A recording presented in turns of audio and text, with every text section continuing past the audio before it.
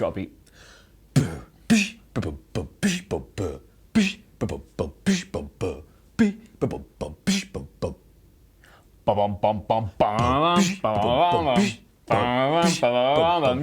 Hello everybody, nobody freak out. There's just been so much news happened today since our first video went out that we're going to have to do a second one to keep you in the loop, because by the time tomorrow comes, it'll all be chip paper, won't it? So much news. My name is Adam Cleary, joined by Adam Nicholas. Hello. Of course it is, and there is so much more to talk about today, including but not limited to. We have some new potential locations for future WrestleMania. We have details about WWE coming to BT Sport in the UK. We have Zack Sabre Jr. potentially about to put his G1. I say potentially, definitely putting his G1 climax spot on the line. There's another conflict between WWE and their Saudi Arabian bedfellows. But first, we will be leading with, unfortunately, we've got some injury news for you. Lars Sullivan of the WWE, unfortunately, is injured. He's injured, and he's going to be out for, how long do you think? Oh, a couple of weeks, a little bit of a sprain, twist, a tear maybe? Almost 6 to 8 months. Blimey. For Lars Sullivan, he's going to be out 6 for to 8 months? 6 to 8 months. Apparently, he's got a knee injury, although this was reported by the Wrestling Observer newsletter. Interesting way that Dave's worded this. Uncle Dave, hello Dave. Big banter, hello, yes. Not what he's been given as fact, what he's heard. What he's heard around the houses. So basically, I've got this lovely quote that he said, especially about Lars. Because in terms of people getting injured, we never want to see that happen too badly, do we? You know, you don't want to see somebody have to take a long spell off. Well, Dave said apparently this couldn't have come in a better time because, and I quote, we're talking about a guy who has forgotten how to ride a bike. Sorry?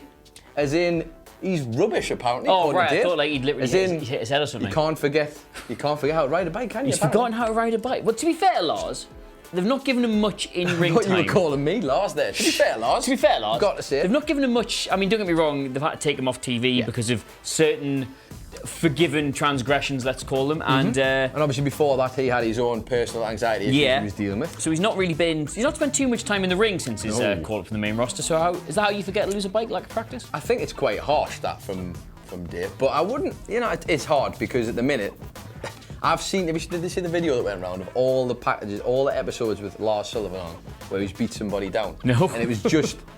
Someone had put all the clips of SmackDown and Raw from X amount of weeks, and it was literally shot for shot, the same bit over and over again. So I feel he hasn't really been given much of a shot. It's almost like WWE struggle to book big men.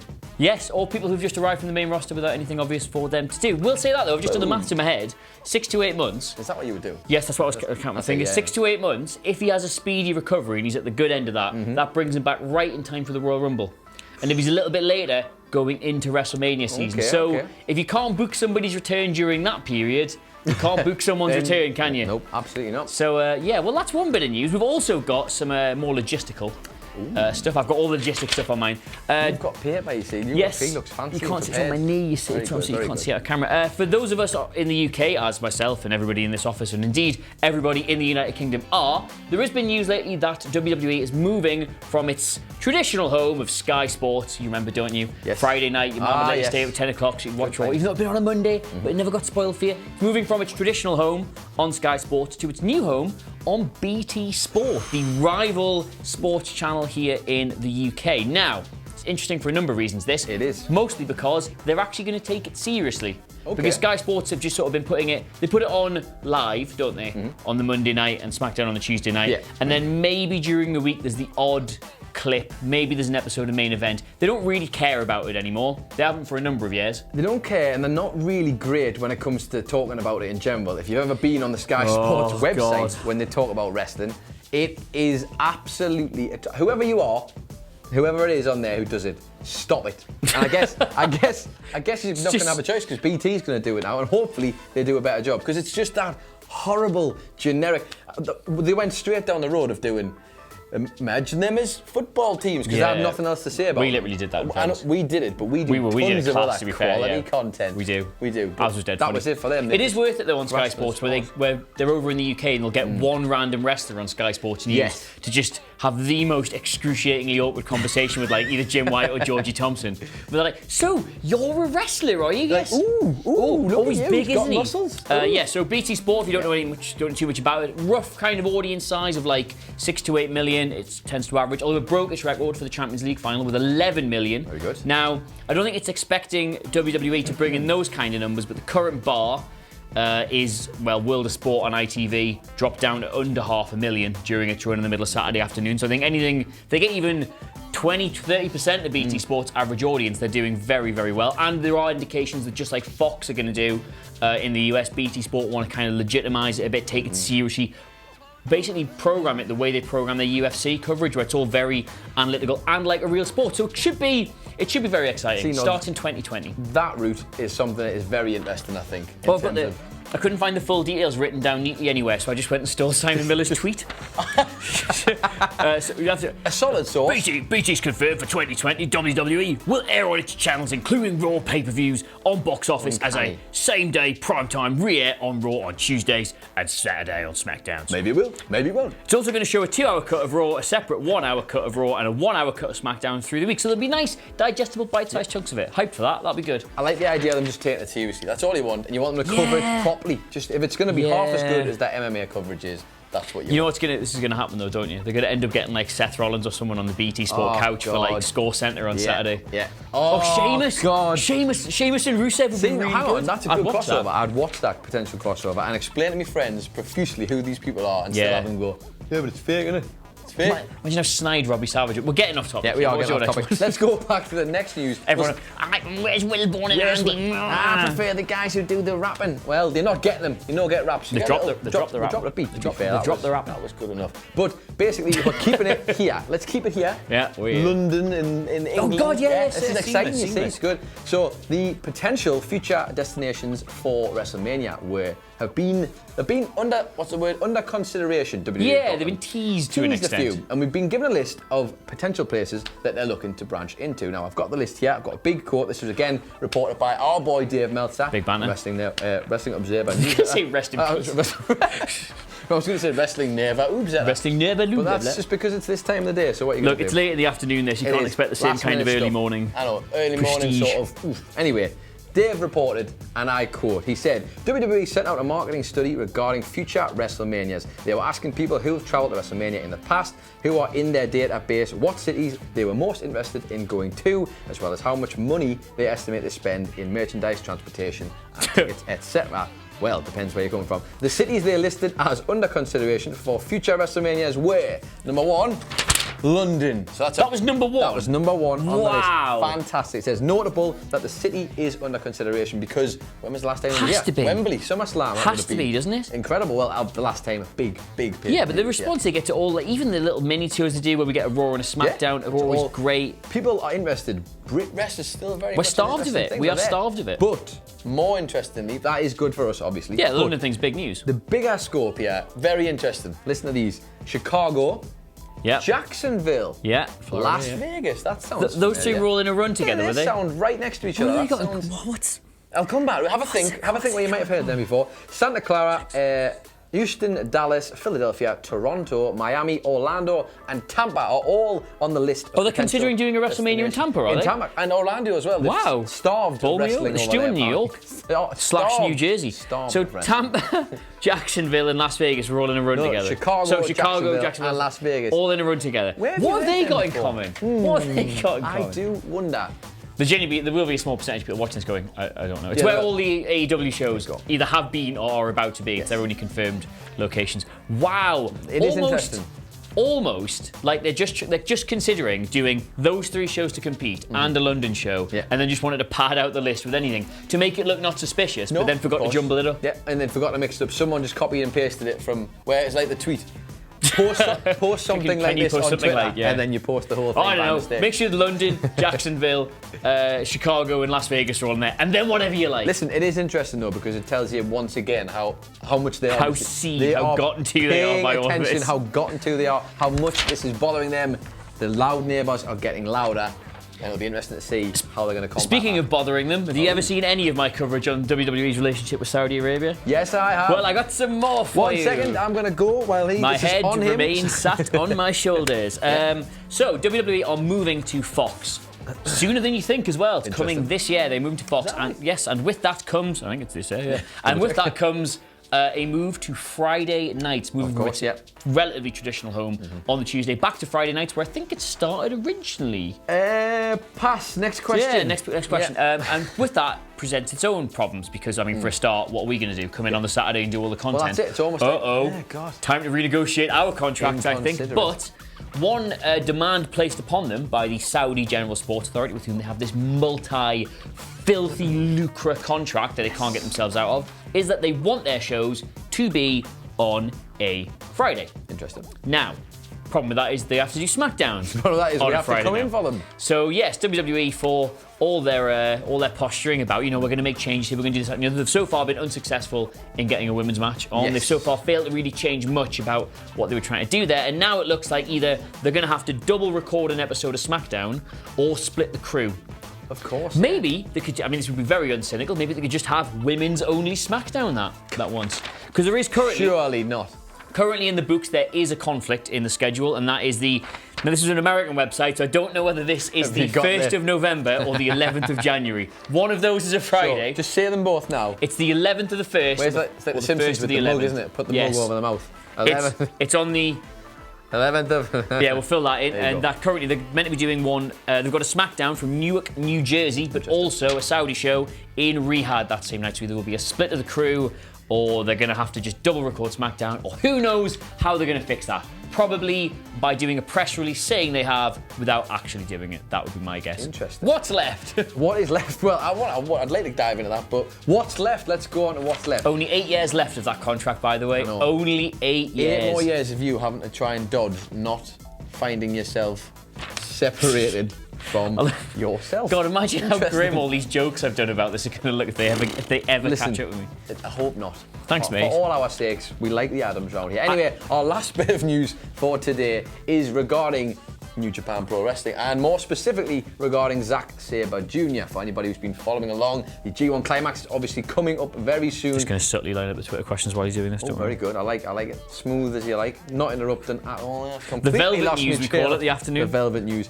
Let's just do it like you're doing. Zack Sabre Jr. will be putting his G1 Climax spot on the line at Kazuna Road, the last night of Kazuna Road, against Yoshihashi. Now, this is very interesting because he already has his place in the competition, and potentially he could be losing it. This was announced via New Japan Pro Wrestling's Twitter, I believe yesterday or today, depending on what the time zones are. There would be hell on, wouldn't they, if he lost it? It'd be interesting because... He's amazing. The way they've done this, they've been building this since Dominion, where they had them against each other. They lost. Yoshihashi keeps getting the better of Zack Sabre Jr., basically. That's the story we've got. And actually, imagine watching a show where that might pay off. Crazy talk. But in New Japan Pro Wrestling, this happens. So his British Heavyweight Championship will also be on the line. But on top of that, he's now been coaxed after Yoshihashi beat him at Kazuna Road Night 5 yesterday. And him and a whole bunch of the teams in an elimination tag match. Yoshihashi got the win. Has been baiting Zack Sabre Jr. to put it on the line. And he's now going to do it. It's almost inconceivable, really, because Zack is such a part of the G1. Yeah. Like, he's such a star over there. But at the same time, I've only found out about this from our more learned colleagues. Yoshihashi's a huge star, like, way bigger than you think he is in Japan. Well, I think it's as well, because Yoshihashi got injured, didn't he? And I think that a lot of sympathy came from. He had that really freak accident where he fell on his way down to the ring. And, yeah, and he was out for a while. So there's a lot of... I think it's built up a lot of... They loved him already, but I think that's helped build this sort of massive crowd swell behind him, because obviously... Still, yeah, but I mean... Zack in the G1. I know, but what I would say is, if he isn't going to be in, then you have to have faith in their system. They've actually built up a scenario and a system with New Japan where things pay off, and it's worthwhile. So. How nice it is for us to be able to sit here and go, could they? Would they? Should they? Could they possibly? Yeah, well, I guess we'll find out, but that is potentially the loss was actually... I'll tell you what else we'll find out. What the Twitter questions were. I've been on like 3 of these with Wilbur now, so I know how he does them. Yep. Like he gets the arm out, right? And he goes, our first question comes from Tyler Mortimer. I've got a bit of a gimmick when he reads out these names, but I can't do it for Tyler Mortimer because that's a normal name. Thank you, Tyler Mortimer. His question is, if Shane is causing such a dramatic shift in morale backstage, can you fantasy book a situation that ultimately just makes everyone in WWE happy again? Can you? Can I come up with a scenario where everyone's happy? If you need time to think, I've got a very brief one. How many more news posts do we have to do before I can get there? Because I've got at least 3 more news I can use to think about this before I get to the answer. None. You have to do it on the fly. Okay, on the fly. Personally, I would drip feed this Shane is the best in the whole entire world thing. Drip, not as much as they're doing it, because he's on every show and every pay-per-view. I would drip feed it a bit, then have a strike and a walkout, then do Triple H versus Shane, because you're going to have to do both of them at WrestleMania because they're WrestleMania attractions now in WWE's head. And a retirement match or something. Lose or leave town, that's it. Can they both lose? Yes. Is that possible? Yes, they can. Both can lose? That's how I do it, and I'm just going to take one of them out of the equation entirely from now on. See, my immediate thought was to have him fall off something very big. Was to hang him. Well, I mean, that was your rule, but I was going to drop him off something big, and maybe we just didn't find him. Maybe. We just didn't find him. He fell off something huge, disappeared, and then that could be a nice story way to go out. Yeah. If he's dark and blow up in a limousine, then why not? Let's move on as quickly as possible. Crimson Face to Mr. and Mrs. Face, a son, Crimson. Do you sense a Bayley and Alexa Bliss double turn like Austin Hart at WrestleMania 13? It feels like that's what they've been poorly teasing. I think it'd be very interesting to see that happen at Stomping Grounds. Would be interesting. I'd like to give props to them both for actually making their thing much more interesting than it's got any right to be, yeah. Everyone was complaining, saying it's going to be the rematch from the time when they did that awful kendo stick on a pole match, and we had all that This Is Your Life stuff that was terrible. Good chance for them to sort of, what's the word I'm looking for? Redeem themselves from all of this. Double turn, I hope not. For me, I hope not. Yeah, genuinely not interested so much in that. I think more because we get so worked up for these double turns. How many times I've had this since I've worked here alone, where I've thought, oh, get in, maybe a double turn this weekend, and it never happens, ever. I will say, and I'm going to try and cover my back with this slightly, we just recorded Last Minute Rumours this afternoon, just going out later on. I nearly put in there's going to be an Alexa Bayley double turn, but the source for it was not strong enough. It was merely just somebody saying on Reddit they should do that. Was it Andy Murray sitting next to you? It wasn't, no, because he did, no. Hey pal, give you a little nudge. We're going to do a double turn. That's not him. Anyway, we nearly put it in, but we didn't. So I'm going to say yes. Okay, you say yes. Knowing my look, if I leave it out, just like I left out Brock cashing in. Fair enough. Brock winning Money in the Bank, I left that out because it looked ridiculous. And then lo and behold, he actually did it. Next question. Yeah. Never Forgetful to Mr. and Mrs. Forgetful, a son, never. Worst gimmick there are ever. so many ways. It's the worst gimmick in the news. Yeah, there are so many ways that WWE could ruin this new Bray Wyatt that we all love. I just want to know, what is your perfect booking for him if you're in charge? I love the idea of him just not being on the show for ages, like ages. I mean, bloody ages. And then I don't know what the scenario would be in terms of how you get him there, where he'd immediately be in a match for the title. But I'm not even kidding. I'd have him come in and just scare and obliterate and terrify the whole roster, like to the point where he just turns up, has a match with someone and squat. The lads in the office mentioned, imagine if he just turned up, I'm obviously assuming that Brock was the champ, turned up, squashed Brock immediately by Brock, and then Bray was never going to do that. That's obviously not going to happen. But I'd like them to actually book him. The one thing that Bray Wyatt's always struggled with is incredible promos, gets in the ring, and he's not allowed to do the things that he says he's going to do. Yeah, he's not allowed to consistently bring his in-ring work with it. It means nothing. You've touched on what I would do there entirely. Whatever he wants. Because he's obviously put together this brilliant character in all these amazing segments. I would just say, okay, how do you envisage this going in the ring? Who do you want to work with? What do you want to do with them? And I would just let him run with it. Here's a question for you, a bonus question, if you will. How would you have him in the ring? Because think about this: when you used to have the one thing that springs to mind is, do you remember those Sean O'Hare's Devil's Advocate thing that he was doing? That never paid off in the ring because it was amazing in promos, and then as soon as you got the ring, he was wearing generic ring gear. It was just this is the thing. Stuff. Does Bray Wyatt in a clown mask work? I don't know. I don't know how you do it, because if you put him if he's wrestling and that, doing regular matches, it kind of loses the impact. Almost like you should do it like a Finn Balor demon thing, like only bring the mask out when it's really required. We have to move on because I can see how long's left on that card. Okay. How would you feel? This is by King Garnello. Okay. This is how he's already the king. How would you feel? If Vince Russo was returning to the WWE booking team, what could we expect? I'll tell you how I would feel. I wouldn't even be in the least bit surprised if that was revealed to be the reason for the last 2 years worth of programming. This whole time. Figures, that'd be me. I'd feel physically sick. Let's go with that. Adam Wilborn and Andy Murray, I believe, discussed this on a news post where they both said, if you're in the same sphere or find yourself heading in the same sphere as Vince Russo, probably best to get out of that sphere. I think I would agree with that. I think I completely agree with that. I'm going to have to quick fire this one really quickly. Prasan Asakash, I think I've said that right, asked, who do you think could do a similar comedic run with the 24/7 championship like R-Truth? Who would you like to see giving it? Who would I like to see giving it? I'm trying to come up with a view. I tell you what. Maverick was a good shout. Maverick was a good shout, a good second. Carmella would have been a good payoff. Oh, yeah, actually. As a switch, a bait and switch. I like that. But, Robert Roode for me, I think. I thought Roode, but he needs him a coming back. out. Him coming out the shower wearing it would pop the hell out of me. Yep, and I think if you're looking for a really crazy someone to run around backstage and do it, why not give it to Nikki Cross and have her go mad and do something with it? There you go, boom. A great pick, as always. So thank you very much for joining us for this second news update of the day, because god damn it, there was just so much news. Have some fun editing this. I'm sure you will. Let us know what you made of it in the comments below. Of course, don't forget to like, share, and subscribe. But in the meantime, thank you for joining us again. We'll be back tomorrow with your regular programming. I've been Adam Cleary. I have been Adam Nicholas. And we'll see you soon. Ta-ta. Toodle pip. Cheerio. Adios. Arrivederci. Bye. Auf Wiedersehen. Ciao. Does that work? Yeah, ciao. Oh, it does work, doesn't it? Where's it go? You just try and keep going until it. Toodle pip. Bye tomorrow. We'll not be on the news tomorrow. Or possibly ever again. Think this was a one and done. This is like you when your man makes you load the dishwasher for the first time. Yeah. Oh, I'll do it all wrong. You do it bad, so she asks never brings you back again. I thought alright actually. So how's things anyway? Yeah.